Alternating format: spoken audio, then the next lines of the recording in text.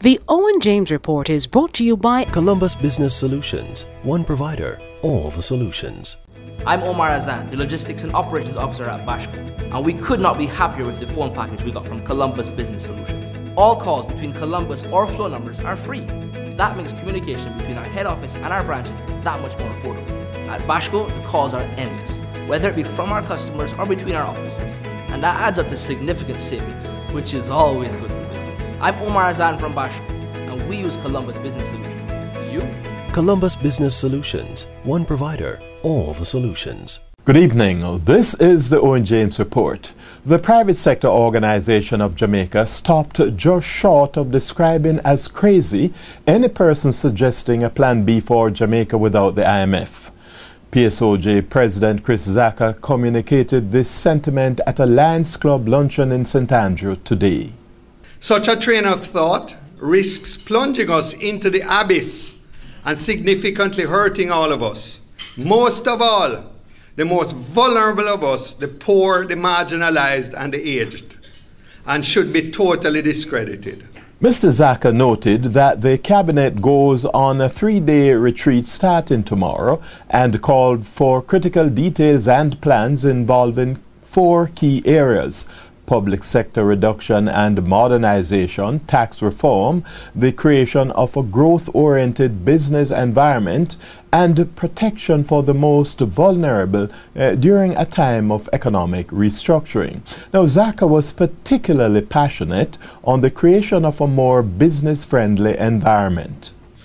What measures are going to be taken to get government out of the way of business people and allow said business people to go out and do what they do best: invest, create jobs, and grow the economy?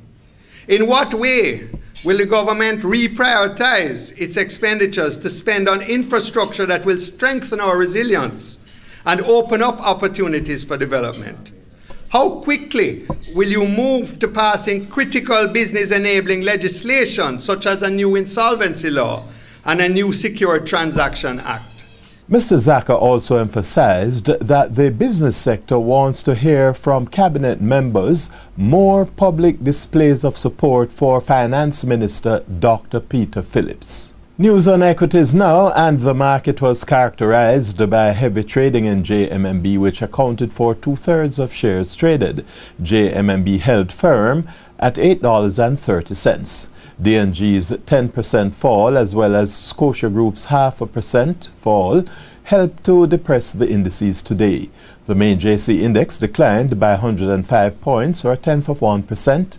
18 stocks traded, with 4 advancing, 7 declining, and 7 holding firm. The winners included Carreras, Grace Kennedy, and Sagicor Life Jamaica. The losers included DNG, Kingston Wharves, Lasco Manufacturing, Scotia Group, and Scotia Investments. On the foreign exchange market, both the benchmark American dollar as well as its Canadian counterpart strengthened against the Jamaican dollar, whilst the British pound weakened. In fact, the greenback gained 4 Jamaican cents to close at a new record high average selling rate of $93.13, whilst the Canadian dollar jumped by 39 cents Jamaican, closing at $94.36. However, the British pound sterling lost 11 Jamaican cents to close at $150.03. That's the Owen James Report. Good evening. The Owen James Report was brought to you by Columbus Business Solutions. One provider, all the solutions.